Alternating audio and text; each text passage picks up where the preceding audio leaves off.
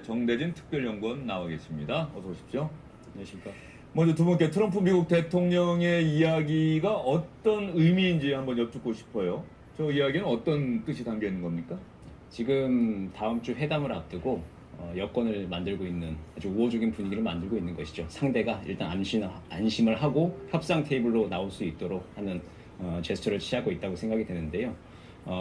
백악관으로 갈 것이냐 마라라고로 갈 것이냐라고 하는 거 백악관으로 먼저 갈 것이다라고 답변을 했습니다. 예. 이게 뭐 트럼프 대통령이 먼저 뭐 백악관으로 갈 것이다 마라라고를 갈 것이다라고 해서 먼저 선제적으로 얘기한 것이 아니라 기자회견 가운데서 기자의 이제 질문에 선택해서 답하는 형식으로 이제 나왔단 말입니다. 거기서 이제 백악관을 먼저 언급을 했습니다.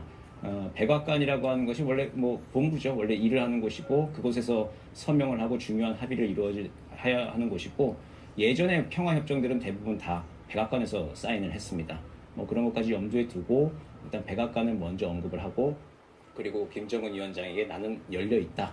만나자라고 하는 우호적인 제스처를 보낸 발언이라고 생각합니다. 이번 싱가포르 회담이 잘 된다면 그 다음 회담은 백악관에서 열자 이런 뜻이다라고 말씀. 미국이 북한으로부터 듣고 싶어 하는 한마디는 CVID죠. 그러나 김정은 위원장은 CVID를 아직 명확하게 밝히고 있지 않은 것으로 보입니다. 판문점에서의 실무 협상도 그래서 난항을 겪은 것으로 보이고 마지막까지 성김대사와 최선희 외무성 부상이 싱가포르 현지에서 구체적 합의를 마지막 순간까지 이어갈 것으로 보이는데요. 폼페이오 장관도 오늘 오전에 현지 시각으로 이제 밤이죠. 미국 동부시각 밤에 자신의 트위터에 미국이 원하는 오직 한 가지 아웃컴, 결과물은 CVID라고 하는 것을 다시 한번 강조를 했습니다.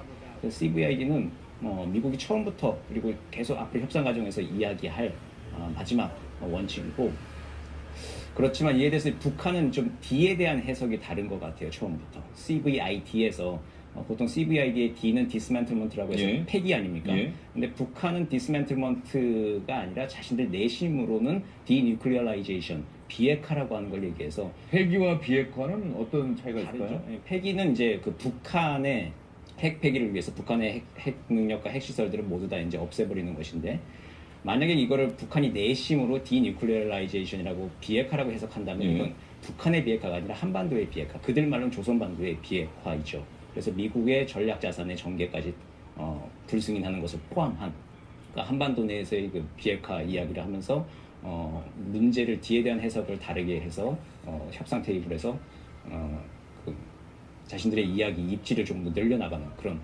포석을 깔고 있는 것을 생각합니다. 예, CVID 관련해서 시청자 여러분도 뭐 이미 많이 들어서 다 알고 계실 겁니다. 이 시간에도 정말 여러 차례 많이 트럼프 대통령은 사실 뭐 지금 전 세계를 상대로 리얼리티 쇼를 벌이고 있다고 해도 과언이 아닐 건데요. 뮬러 특검으로 인해서 지금 국내 정치적으로 굉장히 수세에 몰려 있는 상황이죠. 이걸 타개하기 위해서 뭐 정상회담 시간도 현지 시간으로 오전 9시 아주 이게 이른 시간이죠. 정상회담을 하기에는. 그다음 미국 동부 시간으로는 TV 프라임 타임 시간 밤 9시 시간 맞춰서. 밤 9시면은 완전 황금 시간. 그렇죠. 저녁 다 먹고 이제 텔레비전 볼 시간에 거기에 이제 세계의 만남을 극적으로 보여주는 것.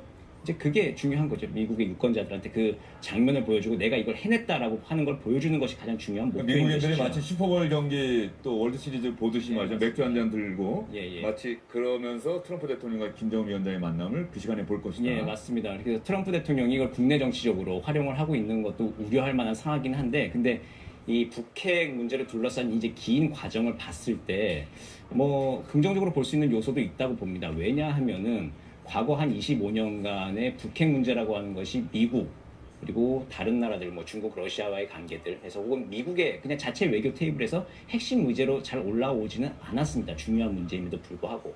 하지만 역설적이게도 트럼프 대통령이 여러 가지 정치적 상황 혹은 뭐 본인의 어떤 유니크한 뭐 그 기질 때문이라도 이렇게 비핵화 문제를 최우선 테이블로 지금 올려놓고 해결을 하려고 지금 움직임을 보이고 있습니다. 그런 점에서는 우리한테는 결코 뭐 부정적인 신호다라고만 볼 수는 없을 것 같습니다.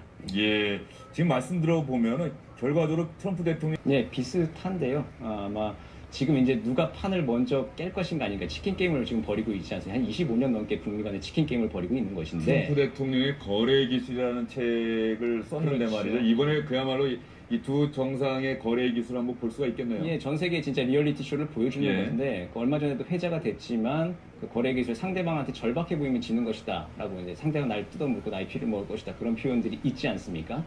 절대로 자신의 약한 면모를 보여주진 않을 것입니다.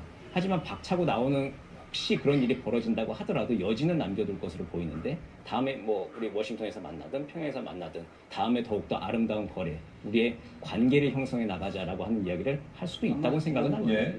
트럼프 대통령이 최선희 부 이런 얘기가 있지 않습니까? 예, 맞습니다. 예. 아주 보기 드문 일인데요. 김일성 주석이 생전에 1965년인가 인도네시아 갔던 게 아마 아주 어웨이 멀리 갔던 그런 정상회담의 마지막이었을 거고요. 거의 한 50년 만에 평양을 비우고 어웨이 정상 외교를 하게 되는 것인데 아마 시청자분들도 익숙하실 겁니다. 저는 평창 올림픽 때도 그 부대들을 받고 4.27 정상회담 때도 예. 나왔고 974 부대인가 그럴 텐데요. 그 부대가 근접 경호를 하게 되는데 아마 양쪽 그 미국과 북한 쪽 양측에 다 근접 경호는 자국의 경호관들이 이제 맡아서 하게 될 것이고 네팔의 이제 구르카 용병들은 외곽의 경호를 맡으면서 아마 정상회담의 보안을 유지할 것으로 생각합니다. 예, 알겠습니다.